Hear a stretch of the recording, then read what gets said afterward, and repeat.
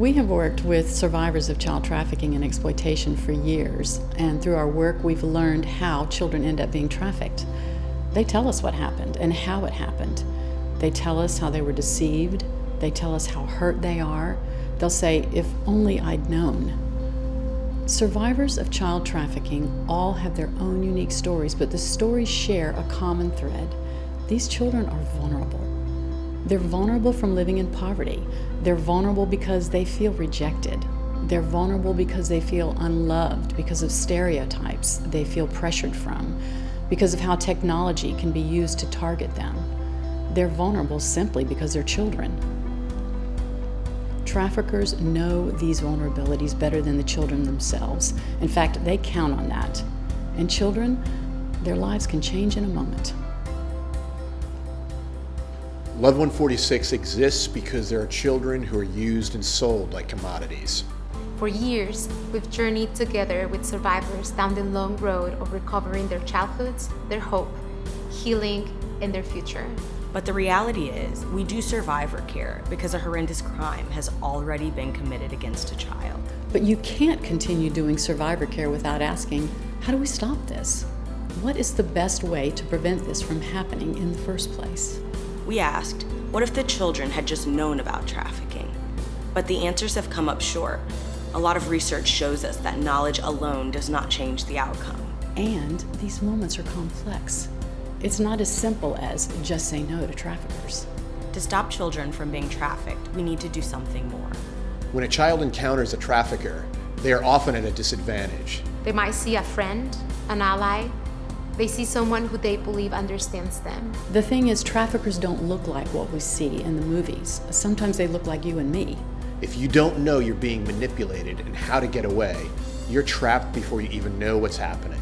So we have a strategy to equip and empower youth to protect themselves and their friends. Through prevention education, we give children the advantage. We teach them how to spot traffickers even when they don't look like you'd expect. We go beyond awareness. We give them the skills to stay safe. You've got to know your own vulnerabilities and what makes you a target. You have to know who's actually on your side and who really isn't. You have to know how a predator might approach you. And you've got to know what you'll do next. You need muscle memory in that moment. More importantly, you've got to know who you are. That's what makes you strong. When you love yourself, when you know your own value. When you draw upon your innate resilience and creativity. That's why we created Not a Number. It's an in-depth prevention program informed by the experiences of survivors and written with the help of some of the leading anti-trafficking and child protection experts.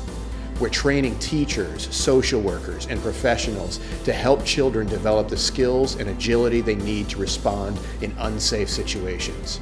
We're going through these situations with the kids, thinking through the scenarios, planning their responses, and they actually get to act it out together. So they'll know what to do in those critical moments. So far, we've seen some amazing results. Children have come back to the group and shared how they've been able to avoid potentially dangerous situations. How they're now able to see and empathize with friends who need support. We know that reaching children with this program is a powerful way to keep our children safe. For too long, many of us in the anti-trafficking movement were responding to what traffickers were doing.